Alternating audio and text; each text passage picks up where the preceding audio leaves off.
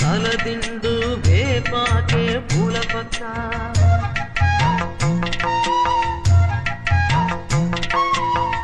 తల్లి చేయనిస్తే జోలాలి పాడే బిడ్డ ఎన్ని నాళ్ళ పుణ్యమో ఈ వరం దొరికెనే